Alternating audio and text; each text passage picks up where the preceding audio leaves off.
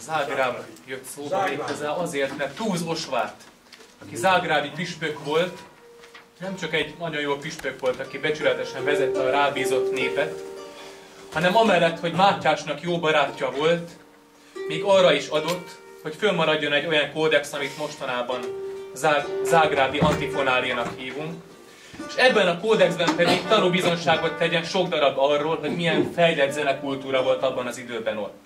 Egy 3 szólamú karácsonyi ének, Dies es Laetitiae, dicséretes ez a nap.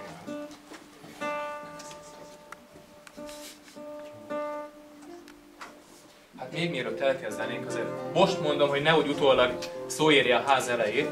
Érdemes vájt fülekkel figyelni a dallamot, mert még ha egy cím alapján esetleg nem is volt senkinek sem ismerős, szerintem legalább minden második embernek a dallam alapján utólag azt mondja, hogy mégiscsak hallottam ezt valahol. És majd a végén kiderítjük, hogy miért.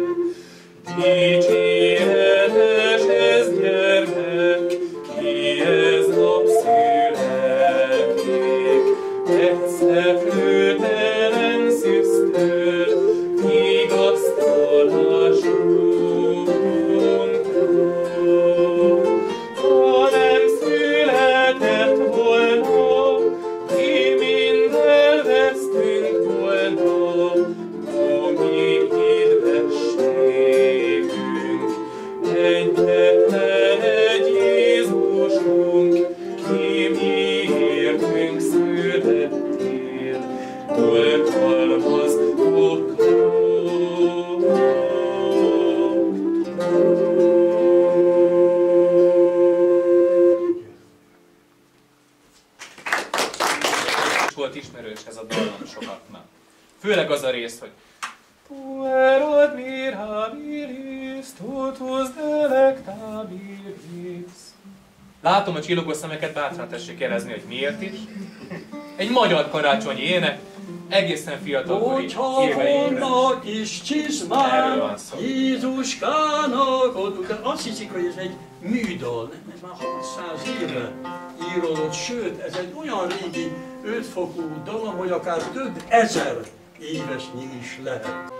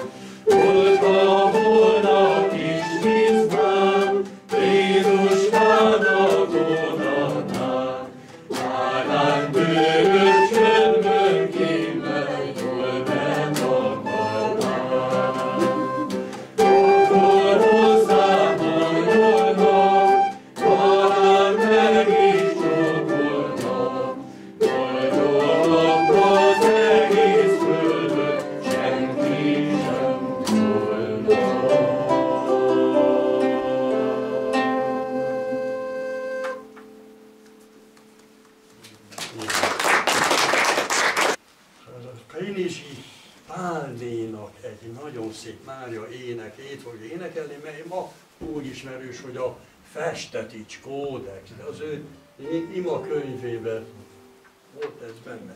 Hallgassuk! Ó, dicsőséges asszony, magas csillagok felett, ki téged teremte hívséggel, szoptatád szent emlőddel, melyet szomorú évad vesztek, te meglelít szent szüléseddel, hogy mennybe menjenek síralmasok, mennek ablaka letté.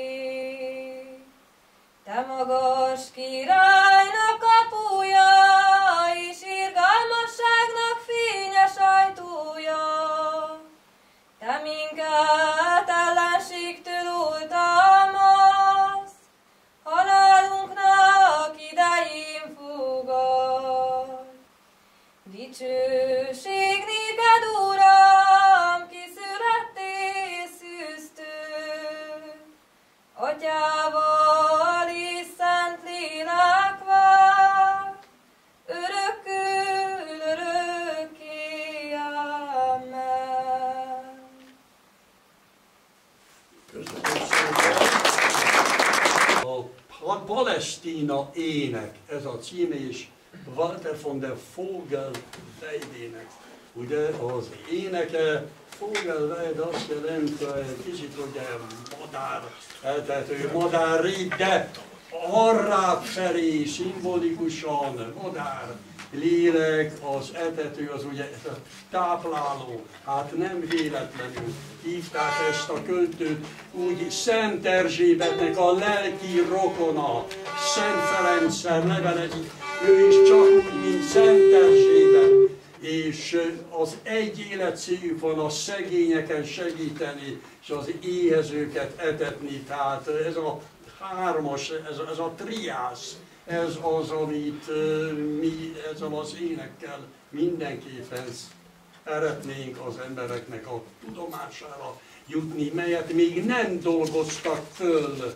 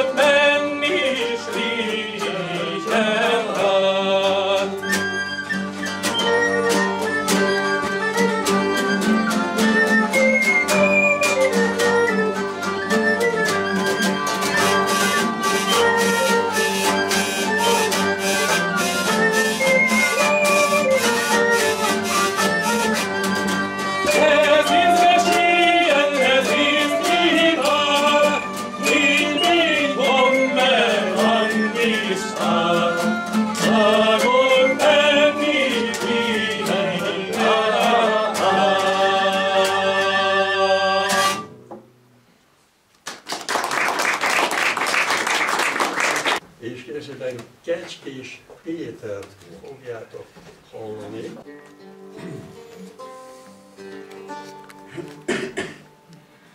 Mostan kinyílt egy szép rózsavirág, itt régen te várt az egész világ. Betlehemben kidimborzott zölden, király nem bőr méltóság, király nem bőr méltóság. De nem talált szállás a városban, maradásol észen a pusztában. Ökölszavát állanak a jászon, csodálkozván Jézuson, csodálkozván Jézuson.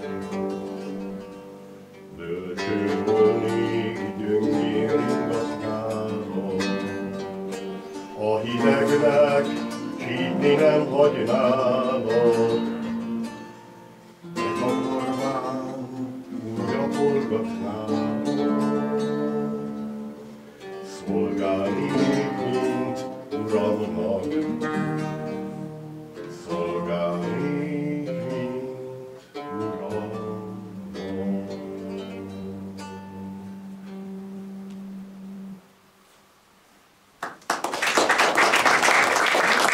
László, és mondom, Kecskés András, ott a fúvósok, még Révai Péter, Molnár Péter, és Lévai Orsolya. Nemes nemzetes Bozóki Mihály. Ez a Bozóki Mihály, ez Dömösnek volt a kántora és notáriusa, és egy körülbelül egy 1000 oldalas, 10-iratos kántorkönyvet hagyott hátra, és hát én ebből szemelgetek aztán, de ez abszolút ismeretlen ez a könyv.